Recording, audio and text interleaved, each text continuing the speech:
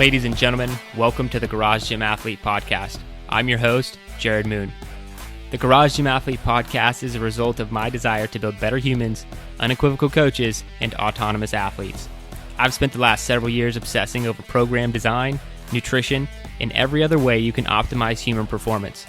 This podcast distills the latest scientific research with what I've learned and blends it with the not-so-scientific field of mental toughness. We are here to build you into a dangerously effective athlete. If you enjoy this podcast, you can find out more about our training at garagegymathlete.com. And if you want to pursue more into the field of coaching and programming, head to endof3fitness.com. Thanks for listening.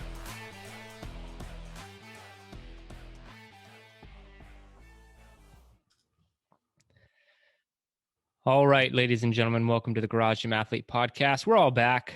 It was just greatness for a few weeks there. Now we have everyone on the podcast trying to fit in their quips and their all that, all that stuff. So anyway, I have a question for you guys. What do you think this smallest size kettlebell is that you can actually purchase? Don't Google it.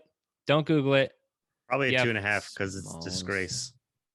I was probably going to say 5. 2.5 pound kettlebell is Joe's bet. So I would go with 5 as well. Let's stipulate that it has to be iron, an actual iron metal kettlebell, because they have like the kids Fisher Price plastic ones. Okay, yeah, we're not talking about kids kettlebells. Are you talking about like on Rogue or like? Sure, just like wherever you could buy kettlebells, Rogue, in Fringe, existence. Kettlebell Kings. They're like a lot of places you buy kettlebells. I'm trying to think because like I've seen in like the mom rooms and see Kyle's eyes going everywhere. He's Googling. So you're out. I'm reading the study again. I'm trying to find my yeah. We know when someone's not fully engaged. Okay. Sorry, Ashley, I interrupted, but I haven't given another another answer. So I think 5 too, but I'm trying to think because like in the mom room and the y'all know what I'm talking about. In the Air Force Base gyms, they have like a mom room and it's literally only like kettlebells, and the highest they go is like 10 pounds. And they only have ellipticals and Joe's laughing, but it's so true. They only have ellipticals and treadmills. Laughing how bitty you are about it. I'm so pissed because it's like you've got this play area for this kid that is amazing, and it's this huge room, and all they do is they fill it with cardio equipment. Like women don't want to lift weights. Makes me so angry. And I tried to roll a barbell in one day and I got in trouble. Sorry, tangent. 5 pounds is my answer, Jerry. I'm sticking with 5 too. That's what I think it is. 2 5s and a 2.5. Well, I don't know the answer. So what? Okay. What? Yeah, we'll have to figure that one out. Oh my God. The only real reason I was thinking about it, if you're watching on YouTube, I have this like barren, weird looking shelf thing in my background now. You want and I like to put a small kettlebell. I don't want like a 25 pound. It's kind of a waste of money, really. To that can still be used in the garage gym.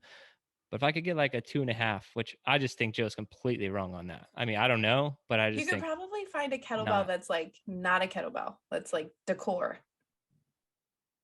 Decor? I don't want a decor kettlebell. I want like one I could use if I needed to for like hand exercises. You're just gonna do like wrist curls or something with a 5 pound kettlebell. 5 is the lightest I'm seeing. According to Harvard.edu, Harvard Health, 5 pounds is the lightest kettlebell. Okay. We win, Kyle. That's great. And they're like super qualified to answer that because they're Harvard.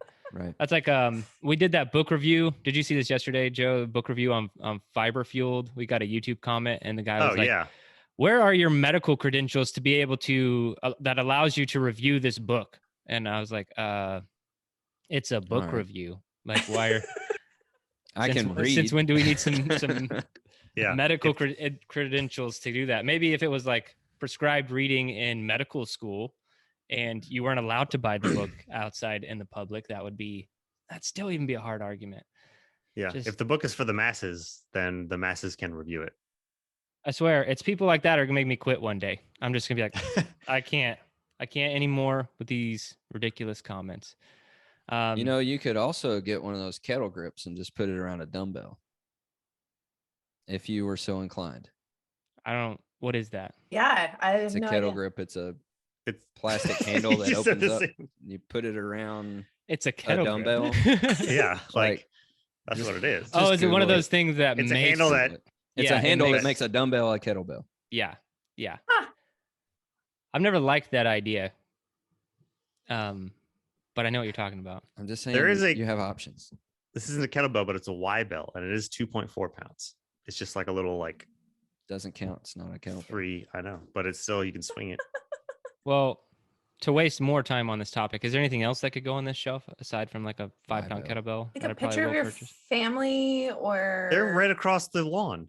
Oh, Yeah, all I have to do is great. look outside and I see them most of the time. Oh my Summer's coming. goodness. It's like Harry Potter. You could have I'm like actually weird like that. I don't know if it was because of the military. I never ever have put any kind of pictures of people that I love in a workspace. I just, wow. when I was in the military, I didn't want people to know I had a family or know anything about me. So All right. just kept things locked up. So weird. Yeah. I have like all of Scott's. Do you have any awards or anything? Like this office should be like the Scott office is essentially what it is. It's like all his patches and awards, and I received a good amount of this. awards in the military. They're Are there any cool looking ones? maybe in the attic or trash. I don't know. And that's just not like a because ribbon. I Oh. dislike the military. I'm just not good at keeping things. I don't have a lot of stuff. I'm just But going that's to a good start mailing idea. you random things that I think would look good on the shelf. Well, I just do get a- Since he's the appreciate boss, you we mailing have to award him trash. something. Emily knows if something's like she leaves it in my garage for more than 48 hours, it's now trash. And I mean, Oh. it could be like a really important thing. I'm like, it's in there, if you don't want it.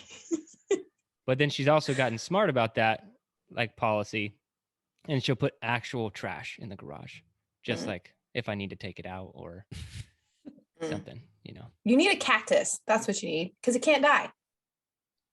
What? There's a Cactuses can't die. Cactus. Yeah. Because that's what he needs on his shelf. Like a plant. I don't know. Okay, let's move on.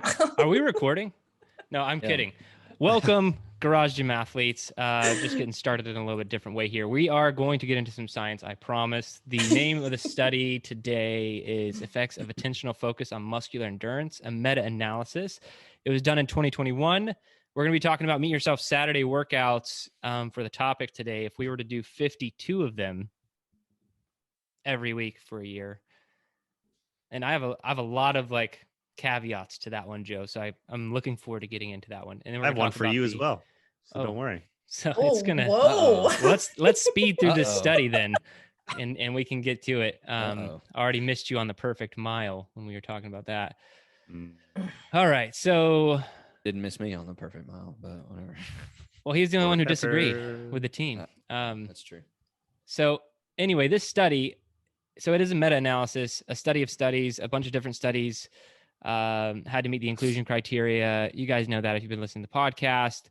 And typically what you find from these is a little bit more grounded information, a little bit more usable information, just because they look at such large sample sizes, they weed things out, they leave things in. And so that's why I do like it when we're looking at a systematic review or a meta-analysis, is because the takeaway should be a little bit stronger most of the time. When we're looking at something that's, about the barbell bench press and there were 9 participants and all that stuff, those are normally good. They can help us like go a certain direction, but a meta-analysis is a little bit more powerful. And really what they were looking at was cues, internal versus external cues in lifting. And, a lot, I guess I did not know this until I read the study. A lot of other studies, when they're looking at internal versus external cues, it has to do with muscle activation. So they were using like electrical like stimulation to look at things. And this one is looking more at performance-based metrics, which I thought was cool because that's even better for garage gym athletes. Most of us are after more of doing more reps, running faster, all of those things. So internal cues, more focusing on yourself, your muscles, something a little bit more focused in nature. External cues are more kind of outside of you. And we can give some examples, like the bench. Internal cue, squeeze your pecs. External cues, drive yourself into the bench. And I think cues get really funny over time if you like get into some of them. But we're just going to talk about the difference. And I kind of have my own take on this as a coach and where I think they're applicable, which is something I want to talk about. But what did all of you find interesting about this study? Yeah, I like the the significance between internal and external and how it can be applied to training. And as I was reading the study and thinking of the differences in these and how to use them, I think I've slightly done them naturally. I didn't really thought about internal and external focus. It's just like during certain lifts, it's like I know I should think about this or I should think about this. So for the internal, it's going to be ones that you need to just really focus on your form and what you're activating. And like anything that is either like single leg work, like either it's a lateral box step up or even lunges or some. So any of the unilateral type movements is when I'm really internally focusing to make sure I'm using the right thing. So like every time on a lateral box step up, I'm thinking about my glutes and my hamstrings because it's more about the proper execution of the movement to engaging the right parts than a performance thing versus back squat or something. I might be thinking about, the bar and how I'm treating the bar, whether it's in relation to, pulling it down on over me or kind of get as much velocity as I can on the bar because the rest of the body is just going to take care of it. So I think that's the main takeaway to me for athletes is when to use internal, when to use external, because both of them have a time and a place and a purpose. And if you can know which ones to do one or the other, then I think training wise, you'll be better off. And as far as this study goes, they found in muscle endurance was specifically geared toward the external focus because I guess just how they were thinking of something outside of it. At first I thought the study was like, they were just like thinking of anything to take their mind off of like muscle fatigue, but it was them just being able to get some more reps out, not thinking about their specific muscle engagement. So that was my main thing is that like really think about training wise when to use internal and external focus, and that these typically benefit the lower body exercises more. And that's because after a while, especially for muscle endurance, that's because upper body, you're really just limited for how to your actual limitations, and there's no really mind hacking to a certain degree of what you can do for upper body. Kyle? Yeah, I enjoyed the study. I thought it was interesting looking at what you're focusing on and how, and we've talked about this before, right? We've talked about how your focus during your training does affect the training itself and does affect the outcomes of the training and your performance and those kinds of things, making sure that you're in the right mindset, you're focusing on the right things, those types of things. I thought it was interesting. They found that RPE was lower with external focus versus internal focus. And I'm guessing that's because like with internal focus, you're paying attention to specific muscle groups. And so if those muscle groups are starting to hurt or get tired, then you would be more aware of that. And so your RPE might go up. But the RPE was lower when you're focused on other things. I thought that was interesting. They talked about something called constrained action hypothesis, and which basically means that if you're internally focused on a specific muscle group, you could be prioritizing that muscle group, especially in compound movements, and you're prioritizing that one muscle group when other muscle groups are actually being used. And so they think that according to this hypothesis, they think that the external focus is better because you're not honing in on one specific muscle group during compound movements. And so you're focusing on something outside yourself. That way, all of the muscle groups are moving the way that they're supposed to, as opposed to isolating on one muscle group. So I thought that was kind of cool just to kind of think about of if you're focusing on an isolation movement, even if it's a compound movement, a multi-joint movement, if you're focusing on one muscle group, you could actually be neglecting other muscle groups, which there's a place for that. And so that can be effective as well. And we do that with body geometry. And so we take out, we negate some of that through body geometry, just focusing on balance and stuff like that. Anyway, I thought that was interesting. Just a little bit deeper dive into why external focus may have been more effective, because it was effective, but that may be one reason why it was more effective is you're focusing on all all the muscle groups that are being used. Also, they kind of talked about internal focus may be better for hypertrophy work, which also makes sense. Hypertrophy, you're typically going to be doing some more isolated movements. And so focusing on that one muscle group that you're working during hypertrophy work, using an internal focus there instead of an external one. Personally, I am typically not, and maybe this is something I need to work on, but typically I'm not focused on any one specific thing when I'm training. As I was sitting here thinking about it, I think most of the time I'm really just doing the reps and I'm counting reps, and I'm not focused on what I'm doing to the barbell or what muscle group I'm focusing on, unless that's the specific movement or what the purpose of the workout. I'm typically just getting in there and trying to do, keep good form and things like that. But outside of that, really just kind of focusing on how many reps am I doing and doing the reps that I'm supposed to do. So I think that's a challenge for me, is to just be a little bit more mindful of what I'm paying attention to while I'm training. And that's something that I would say to other people as well. Ashley? Yeah, I liked it. I like that we're covering some studies that are talking about like the mental aspect of training, which we have just talked about how powerful the mind can be. I'm thinking about the study that we talked about, that if you looked at social media or were looking at stuff on your phone while you were training, how that can take away from your training. And then the other one, you guys remember the one where they didn't even lift weights, but they just saw themselves do it, and then they tested them and were able to see. So that's kind of where I leaned with this one. Like internal versus external is like, internal for me is more directive, right? And then external is more descriptive, which is funny because for me, if someone's giving me directions, I like descriptive better, but Scott likes more directive better. I don't know. Like I find that like, I like the kind of like put yourself in a scenario kind of thing. I mentioned this with one of the heavy load long distance one. Jerred gave me a scenario and I was like, boom, I'm going to put myself in there and here we go. But I love that. I love that you can give these kind of like broader descriptions of something and it makes somebody put out more reps, perform better. I think that's great. The amount of criteria that they had for the studies was pretty great too, I think. And they pulled 5 total studies from it. I said that the female to male ratio was a little weak sauce, but that's how it goes these days. But it was there. It was there. We have 24 females. So, hey.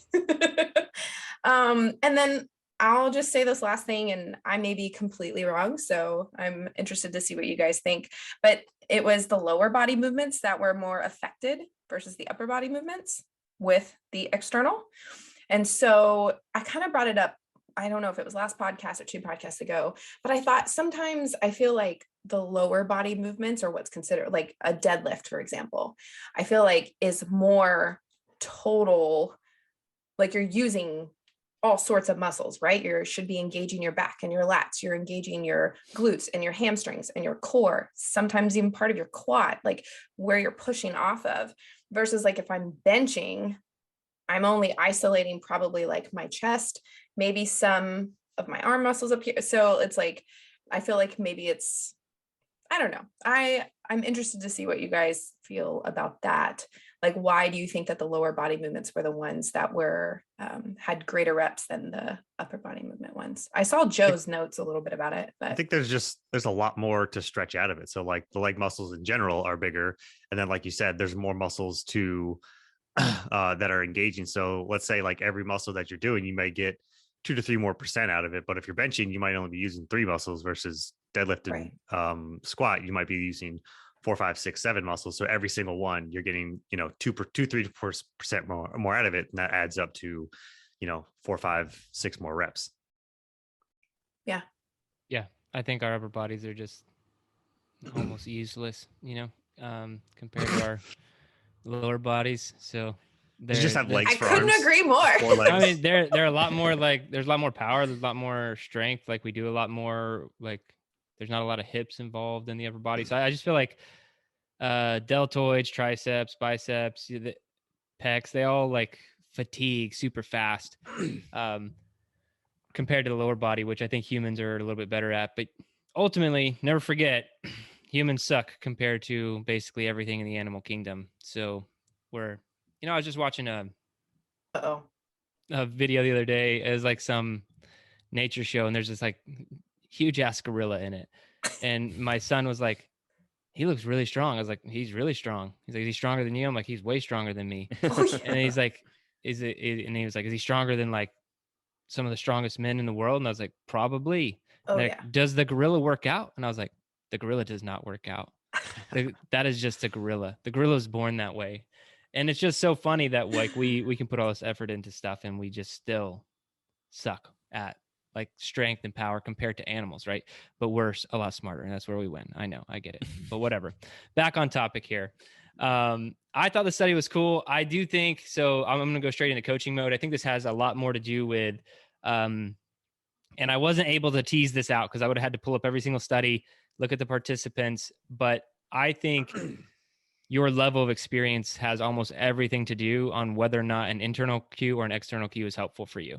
Because if you told me to squeeze my pecs in the bench press and that's what I needed to do, that would help me out over drive yourself into the bench. I think it just depends. But I do know for a fact, if you're a new coach or you're a new trainee, that's just some tips. You don't want to focus on your muscles at all. And I do feel like that's coaching 101, because when you bring in a new person to training and you're saying like, fire your glutes or, contract the quad, they don't even know what the hell that means or how to do it, and so you have to stay away from like these muscle activated internal cues. They're really not helpful. And like I said, that's coaching 101. But if you're new here and you didn't know stuff like that, it's fine, but you have to stay away from things. And I've seen a lot of coaches do it, and it's always so funny. I have like this new female trainee. It's like her third day in the gym, and he's saying stuff like that, like, engage the posterior chain. And you're like, what are you doing? Like, you haven't even like given a lesson. And then she leaves the next day. Yeah. And so you have to stay away from those things.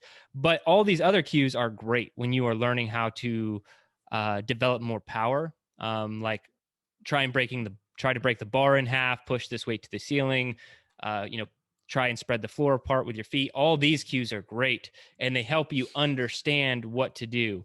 But at the same time, the external cues did kind of beat out the internal cues and things that we probably care about. But I do think the internal cues still have their place. But it's very hard for an internal cue to have its place in a compound movement, because you can't get super focused in a compound movement. There's too many things going on. If I were to say like tighten your back in the deadlift when you're lifting, it's like, well, I'm using pretty much every muscle in my body during a deadlift. But if that's what you needed to focus on at the same time, that might be helpful. But again, you have to be more advanced to understand that. So I think that's the coaching side of me just wants to like bring that up and make sure that people understand the difference. If you're trying to derive power, performance, look for external cues to things that make sense to you. Like I've heard the like crush oranges in your armpits thing for deadlift. What? Have you guys ever heard that one? No. It's a fairly deadlifting. Yeah. So Joe's heard it. I engage your lats. Yeah. So see, engage your lats, awful, but it makes sense for us, right? But it's horrible for new people. And so, yeah, just some of them get kind of carried away, but anything that you hear and it makes you apply power or force in a different way, then it's going to be really helpful. And I think the easiest one to practice is trying to snap the barbell in half, because you can do it on almost any kind of lift. You could do it on a squat, you could do it on a bench press. Probably, I mean, you could do it on a deadlift, to be honest. You just would be trying to snap it a different way. And it just made you. I've heard that before, because you like, if you're barbell ain't bending, you're pretending. Yeah. So anyway, these are things that if you want to go practice them, those are some easy ones to do. Trying to snap a barbell in half, trying to spread the ground apart on a squat, I think is a great one. I never understood that one. Mine was always like sit back in a chair is what I've heard. Well, to keep them from leaning forward. Well, yeah, that's fine. That's just a different cue. I think for the feet, trying to spread the floor apart, like actually go do that, Joe. Like try to spread the floor apart without picking your feet up Right you know? now. And Go do it right now. you I will, am. you're I'm on gonna, carpet. you're applying force toes are like- in a different way once you do that. Yeah. And that's going to help people from caving their knees in, what happens to a lot of new trainees. So these are all great because, and that's another thing I feel like this study is more for coaches, because it's hard to just tell you what all the external cues would be if you're listening. But for coaches trying to give cues, I could tell you a lot of things not to do, because if someone's knees are falling in and that's all you say is like, don't let your knees dive in. It's like, okay, well, should I push him out? Like how do I push him out? How far do I go? Is that as wide as I can go? Or, and so these little cues help out a lot. And so I do think this is really cool, very helpful for people. If you're looking to get a little bit more bang for your buck in your training, definitely focus on these external cues. And then what Kyle mentioned about hypertrophy, I do think it's 100% flipped. And this is just my opinion. I think if you want muscles to grow, no, not 100% flipped from what Kyle said. I'm in agreement. I'm saying that you want to go all internal cues if you're trying to get a muscle to grow.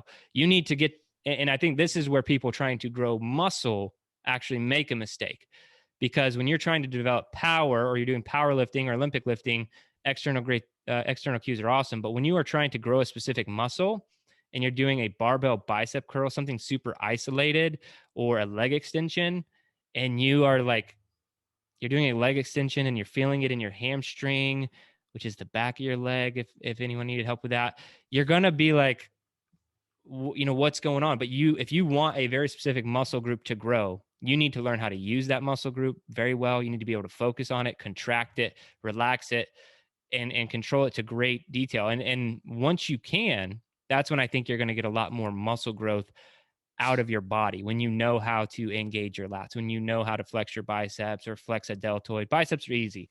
Go try to flex your deltoid right now. If you can't do that, work on it. These are things that you can work on, try to engage and learn how to use all your muscles. And I think you'll get a lot more out of any sort of hypertrophy work that you're trying to do. Because there's no magic in any of this stuff, No. Yeah. And that's also why we mix those in, right? We have the compound movements and we have the isometric movements. We have the isolation and we have the multi-joint movements. We throw it all in together, because it's just like what you said, like with a deadlift, pulling your back together, your back muscles together, keeping them straight, keeping them rigid.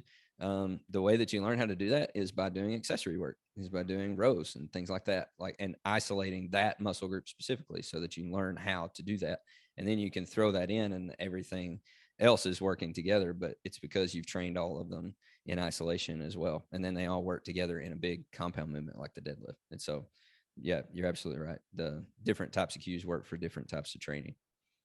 And I think they're all useful. Like just because the external focus was, for this one study, the external focus was more effective for building muscle endurance. Not every movement that you do or every training session that you do is geared towards building muscle endurance. So like, it doesn't mean that external is the only thing you need to focus on. It just means that for this one specific thing, external was more effective, but you still need all of them. Yeah. Yeah. I was trying to think of some more cues we could go over that are funny, but I'm not gonna. Oh, I mean, I have cues, but one that I tell people is for double unders, and that is, and you can literally do this too, but holding tennis balls in your armpits. When you first said the thing about the oranges in your armpits, I was like, oh, you're talking about double unders? No. So I guess be the same, but holding tennis balls in your armpits. And I've literally held tennis balls in my armpits, and it's not easy to get going for double unders. So I don't use that cue. I've heard it multiple times though, and I didn't know it was a real thing, and it is. Crush oranges in your armpits is for the deadlift, and the intention behind it is to get your back up, arms down, and closer posture. Because some people, they go too far out, right? They're a little too far away from the bar when they're starting, and so all that's doing is bringing the bar in closer and getting you a little bit tighter. But that one doesn't work for me personally. I would rather you just say keep your chest up, or right, something like that. Roll your shoulders back. There are a lot of funny ones like that. Stay tight is a funny one for new trainees. If you just say stay tight in general on like anything, you see new coaches do that. Stay I don't know tight. how that's a cue. Oh, it's a cue. Yeah. So think about anything that you can do with the floor, pushing the weight to the ceiling, like for the front squat, pointing your elbows at the wall in front of you or trying to touch the ceiling with your elbows, something like that. Those kind of things help out a lot. Breaking the bar in half. I don't know, but if someone told me to like pull the weight to the ceiling on a deadlift, I'd be like, what? Like, No, that's Yeah. typically. You wouldn't say that on a deadlift. well, that's Yeah. what was the Or cue. you shouldn't say that on a deadlift. Well, that was what was on the cue. They were like, pull to the ceiling or something with the deadlift external cue. I thought they were talking about bench, like push the bar to the ceiling from the bench. But maybe, but no, that's not what I would say to somebody because you're not trying to pull it to the ceiling with a deadlift. You're just, You know what I tell trying to people pull to it do off when they're new at deadlifting? I tell them to jump, and then they get it, and they understand everything after that. Just jump. I do that for the clean, but not for a deadlift. Jump. Just jump. Well, you I've got to had have a lot of weight on the bar for it to work. Yeah. If you have too little weight on the bar, you'll actually jump. Yeah. And that It knocks you in the jumping face. with a barbell is not a great idea. Yeah. Because if you're all locked in and you have great form with a deadlift and then someone's just like not really doing it right, what's funny is like we all know how to jump, but and jumping is a very compound movement. Like it takes a lot of mechanics, but people are natural at it because they've been doing it since they're kids. So if you lock everybody into good form on a deadlift and like they keep the butt happens, the butt goes down, goes up, the chest goes back, all these like, say they keep messing up one thing at a time and then you're like, just jump.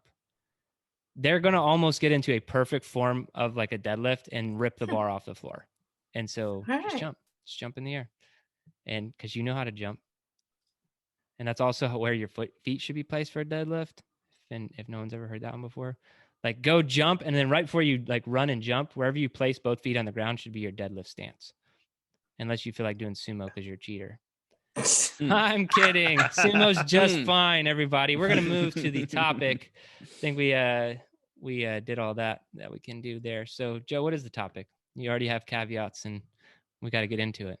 Well, I mean, you kind of already said in the beginning, but if you were to do, because we've had a lot of people do the Murph 52. So if you were to do 1 year of one of our Meet Yourself Saturday workouts, what would it be? Once a week, 52 weeks of this one workout. And my one caveat to Jerred was that he couldn't pick Murph. Well, because he's already done it twice. He also picked Condition Me to the Grave. And I think we did it like 25 times because I did it with him. And then we stopped. We never did it for the full year.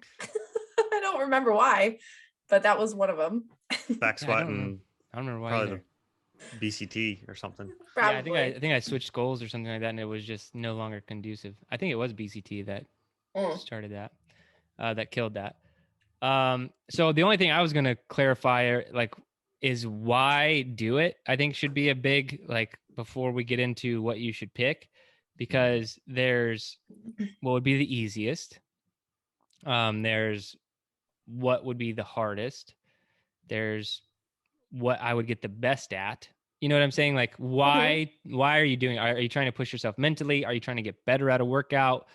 Are you just trying to stay consistent over the course of a year? You know, what's your goal? And these aren't necessarily caveats we have to answer for each one of us, but that's something I think anybody should think about before you dive into this is like, why are you doing it? Because when I originally did Murph, it was more about speed. It was more about not finding that workout to be a challenge anymore. But what ended up happening with that one was it became more of a mental push from never missing, but always trying hard. And that's where, like, the first year I did it was the hardest year because every time I did Murph was an all-out effort every single time. And then I switched it in subsequent years to more just like got to get it done. Sometimes it's zone 2, like whatever. And to be honest, those years were very different. Like, it wasn't near as challenging when you're just like, I'll just do zone 2 Murph today, or like I'll do this version of Murph, like I'll vest, no vest, like very different. But the first year when I was like, because that sucked a little bit every Saturday, knowing like, I do not feel like doing this and I got to go hard, and that changed it. But what's funny is I ended up getting a faster time doing it the other way, the quote unquote easier way. So it goes to say a lot about training versus just running your head into a wall. So what would you guys pick? I'm very interested to hear. You guys have more than one? I have 3. Yes, I just picked 2. Okay. I have 2. Well, I mean, I picked. Oh, Since we're I've picking prepped- one for 52 weeks. Like, Since I've prepped I mean, I have- for yeah. early, I just had backups in case we overlap. But I'll pick Yeah, same. say the Yeah, first that's one what that I did too. yeah. So the first one that I put down, that was my initial thought, was condition me to the grave, which is funny because I've never actually done the full version 3 machines. And we just finally got our rower in yesterday, so I can technically now for the first time ever try this out and do it. And I might have to change my answer, but condition me to the grave. And that's because, and I was already thinking about this and how it fits into my training. Since I'm on strength, that's 4 days a week. I usually always do a conditioning day anyway, whether it's a longer run day or intervals day. And this could just be fit right into that conditioning day. And I could do it at zone 2, or I could do it at actually a hard trying intensity. So I think Jared's condition me to the little grave smirk. would be good because it would fit with strength. And I already do conditioning anyway. I just can't wait for you to do it with all the Yeah. machines. Yeah. Oh, I thought you were It's a smirking because he different said workout. zone 2. It's a No. different workout. I don't have a problem with zone 2. I just think that we can't. Ashley, you're in a different camp. All right. You have Thank you. reasons why you're doing Thank you. things. And so, yeah, that's different. But when you have a meet yourself Saturday, there's 2 words in there that are like descriptive of what the Saturday is. Right. In zone 2, it just now is Saturday. You know what I mean? And But so, you just said with your second year of Murph that you did it more intentionally. And that was yeah, training, got a better time, less hard, less mental building.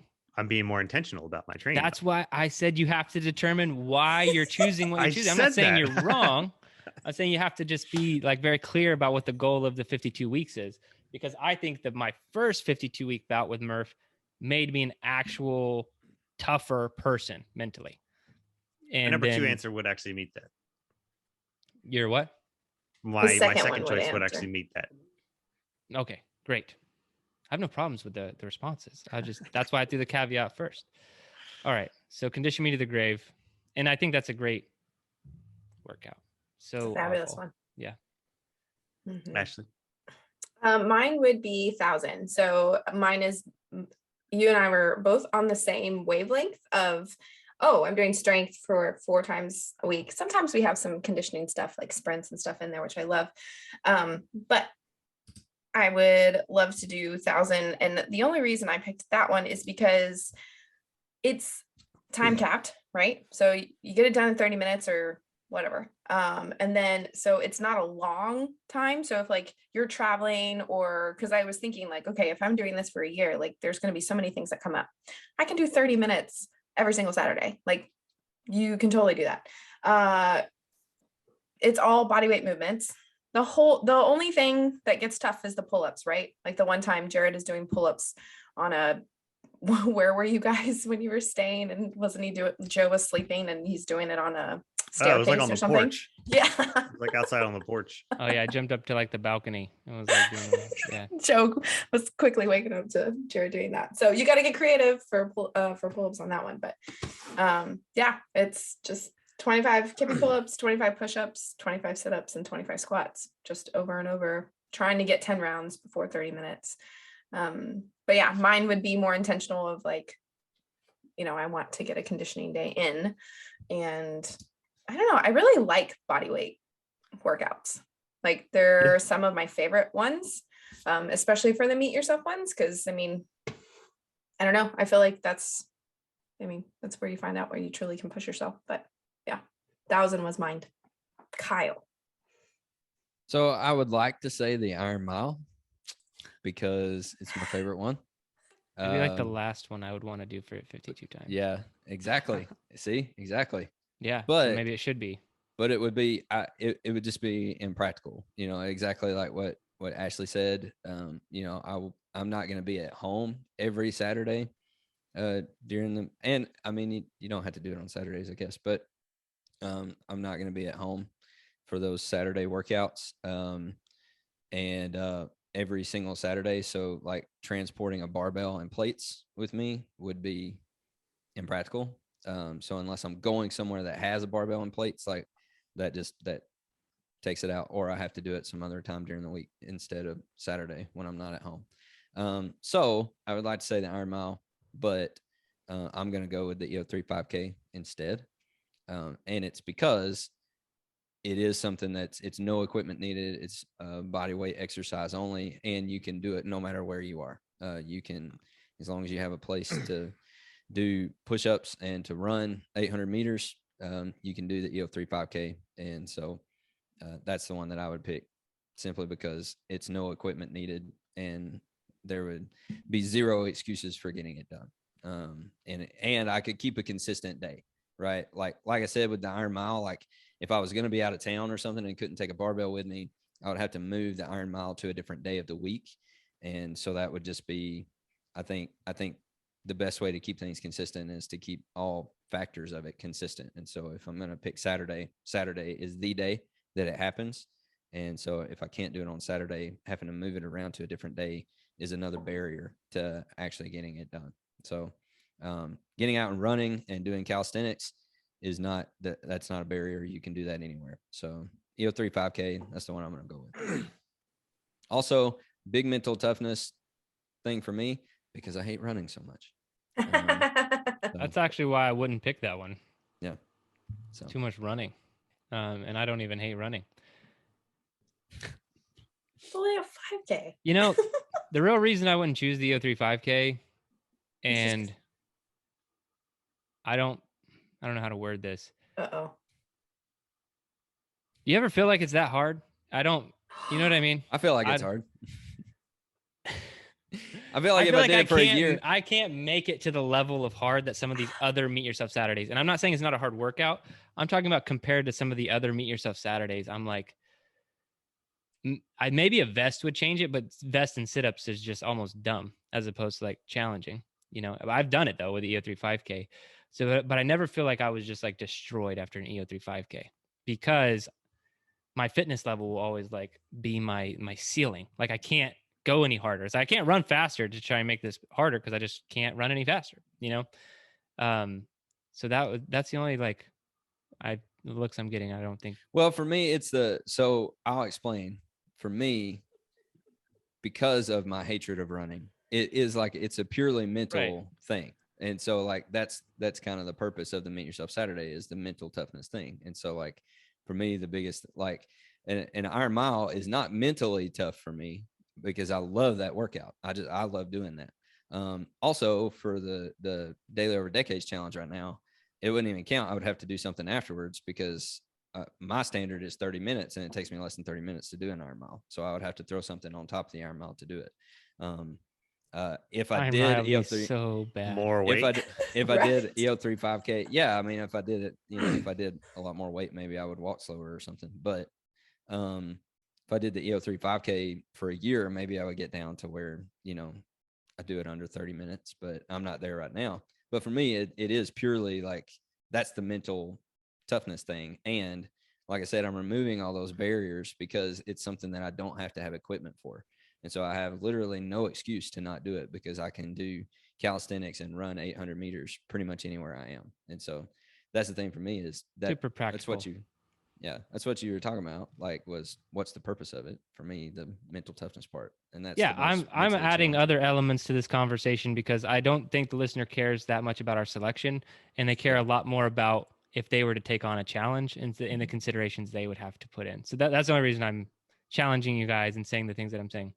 But for me, I feel like with how many times you mentioned the Iron Mile and how many times my brain says, absolutely not, that'd be the worst thing on the planet, I should probably pick the EO3 Iron Mile as my challenge, because of how awful. Like, I don't even want to do it 3 weeks in a row. I think once is good for like every 6 months, maybe, would that work out. So that one would be brutal. But my actual pick, for more of the mental side, I do have two, since you guys kind of went that direction. I'll have two more of the mental side, and then my other selection would be to get better at. So the mental side would be What the Ruck. Ooh, that's a good because one. that one is just, it's a bad workout. I didn't take into any consideration about like the practicality that you guys are talking about. Like I know that one would be hard traveling and stuff. I just kind of ignored that for this scenario and just thought about doing a workout 52 times. So what the ruck, because even if that I didn't find it as challenging or something for some reason, you can just add more weight in that bag. You know what I mean? And like it's always going to suck. And that one always sucks because you get to the Because the buy-in too. I mean, that's Yeah, that'll- No, the buy-in's the best part. It's the end for me. well, the No. buy-in, it's all fine until you get to the burpees, right? Like that's the last yeah. thing. And the burpees take forever. The to be honest, the calisthenics feel fine. I'm like, this is fine. And then Right. the burpees, you're like, that was horrible. I hate And you. then you're like, now I have to ruck. And so that one for the mental side of it would be what the ruck. And so we're going back around for another version too. we Back can, to you, yeah, Joe. if everybody has Okay. one. So my second one would be more mentally. We would scratch the meet yourself part, and that is heavy load short distance. And that's anytime you have a weighted carry in each set of the heavy the distance on the heavy load short distance is each of the carries is max distance each time.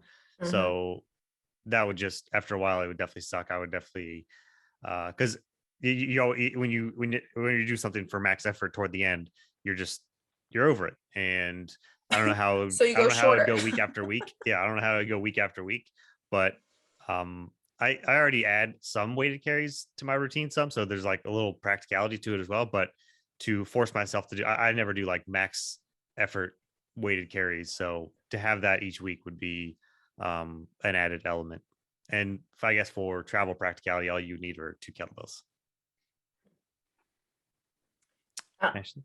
So my second one, I'll skip my second one and I'll say my third one then, because I don't want Jerred giving me crap for my second one. So 60-minute run. no, it was zone 2 Murph, but Oh. but again, he was right. Damn, 60-minute run. Pretty much. I love the EO3 5K. So you kind of hurt my heart a little bit, Jerred, man, but that's okay. I love it too. I created it. I know. I think, like I said, I think it's all reasoning because I don't think I would get the mental calibration on the EO3 5K, but you know what I would get? Crazy fit and good at the EO3 5K, and that'd be awesome. So there's a lot. There's 2 reasons to do one of these challenges, in my opinion. So right. So I actually picked for my last one was GGA 5K because I like the whole mile aspect of it, and then there's more movements to it as well. And so it's going to take you quite a bit longer. But again, it's all body weight. So you can do it anywhere. Yeah. And I haven't done it because again of my restrictions, but I really want to get it done. So maybe I might do it this Saturday just as like preparation for Martha or something like that. But yeah, I love stuff like this. When you come out with fun body weight workouts, they're always my fave. Kyle. Well, my second one was heavy load short distance. So you want to use mine? Zone 2 Murph? Joe already took that one. So I guess I would just say there's a long distance. There is a long it's a different workout. Sucks. It's a different one. Yeah, it's a different workout. Shoot. I guess I would just say Murph. That's the one I would pick to do, and just to get better at Murph and to get super fit. So that's the one I would do. It's not obviously you still need a pull-up bar, but other than that, it's still the same stuff as the EO3 5K. It has the calisthenics, it has the running. The only difference really equipment wise is a pull-up bar. So getting better at all of those things, because I think to be a truly strong person, you need to be able to control your own body. You need to be able to move your own body. You need to be able to do pull-ups. You need to be able to do push-ups, and you need to be able to do them properly, not just halfway doing it. So I think those things are great. I think body weight movements are things those are the signs of a truly strong person, is being able to crank out reps after reps after reps of calisthenics. And so that's why I would pick it. Basically the same reasons as the 5K, except you have a pull-up bar now. You can just do under pressure, just straight Under pull-ups pressure. forever. Ding, ding, ding, ding, ding, ding. I don't want to do that many pull-ups. All right. So I would choose for this is one to get better at Runner up. while, Yeah. while still pushing you. Harder to kill 5-miler. Oh, that I one think sucks.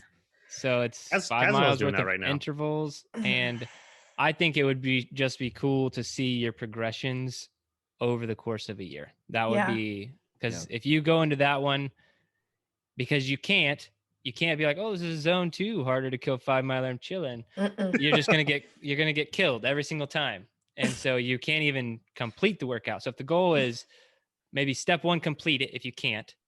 Right. So if you can't complete it, that'd be goal. And like say that takes you 3 months, cool. That would be an awesome progression to see. I can finish it now. Next 3, 4, 5, 6 months, you're just getting faster and faster. And then the last part of that year, you're just trying to shave like 1 and 2 seconds off these things. And it's a battle every time. So I think it'd be really cool just to see how much your fitness actually progressed on something like that. So if you are in the camp where you can't finish the 5-miler without getting killed, and go Google that if you don't know what it is, because I'm not going to brief the whole thing right now. So the harder to kill 5-miler, you would just get better and better. And I think that'd be cool to see. And very motivating. It's always motivating when you see yourself making progress. Oh yeah. Like numbers wise. But before we move on to the workout, Joe, Ashley, me, if we all had to pick a workout for Kyle to do for 52 weeks, what would it be if we had to pick for Kyle? Let's pick on me, I guess. Well, Jerred really didn't like my picks. Mine so would be 60 minutes of running for Kyle. and we're allowed to overlap. Joe, what would you pick? Oh man, I mean, that's really on the spot. I don't even know. I gotta think of some. I mean, 60-minute run would be the most Mentally challenged for him. obvious Yeah. one. But he's good at I'll go with- weighted carries. I'll go with Planky Tyler because it's easy to run like 5 miles during Planky Tyler. You like Yikes. sneak the running in there? Yeah. What would yeah, you choose? I don't know. I'm just trying to get your abs strong. I didn't have one in mind. I just wanted to. He just wanted to pick call one. me out and pick on me. He didn't. Yeah, say I just it. wanted to mess with. Maybe Stairway to Heaven just because it sucks so much. Oh Ooh. gosh, That's just And- mean. I'm not that mean. Mm, You That can one pick a would little be- stair, Kyle. that would be Brutal. brutal. That would be But brutal. think about your legs after that. dude. you know? yeah. Just I would have like unbreakable. I go- somebody that's yeah. going to like a military selection thing. I would just tell them to Stairway to Heaven like once a week. Yeah, you'd be great at the Beast after that, like a Spartan after Stairway to Heaven. Maybe that's the one I'll do. No, I'm kidding. I'm getting away Oh from these my 52 goodness. challenges. I keep trying to fight it. I keep wanting to do it, and I keep just pressing pause on it. One challenge at a time. I'm doing the 300 thing right now. Let's just do that. Don't need to compound the challenges. So let's do the workout. Speaking of Meet Yourself Saturday workouts, who's got it? Let's Creek. It's as many rounds as possible in 30 minutes of 5 push presses. Heavy. No weight prescribed. Heavy. 10 strict pull-ups. And then an 800-meter row or run. Then you get to rest for a solid minute. I love that. It's almost like a 60-second tease. To scale down, obviously you do ring rows. And then to scale up, do the whole thing vested or band resisted pull-ups. That's Yeah, we haven't done a lot of band resisted pull-ups in the program. Yeah, bring them back. actually Joe did them last. Did you do them last cycle? I did not. Oh, for some reason I thought you did. You're just Anyways. making your pull-ups harder. I Way to go. didn't do that. I'm doing ring rows or inverted bottom rows. Woohoo! Scale for life for me. Yeah, that's what I said. I said scale for life, ring rows it is for me. Push press, be smart about this, right? It says heavy. So I'm saying challenge yourself.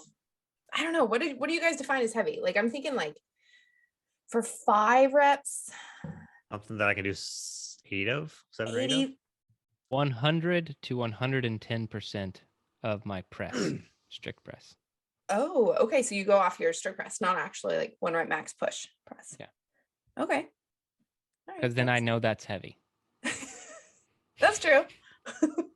It's true. I use Just my be rock. just be mindful of this and careful, like don't drop a barbell on your head. Because it's like what Ashley's getting at, like heavy in round one or in minute one is going to be exponentially heavier by minute 28, or whatever. So because you're following up those 5 heavy push presses with 10 strict pull-ups. It says strict, by the way, like no kipping. Like, so these are 10 strict No pull-ups. cheating. So, you're focusing these are very intentional. Obviously you're trying to go quickly so you can get more rounds in and reps in, but you're also needing to be very intentional. So, yes, make it heavy, make it challenging, but also understand muscle fatigue is going to come in. Don't drop a barbell on your head. We don't want you to die.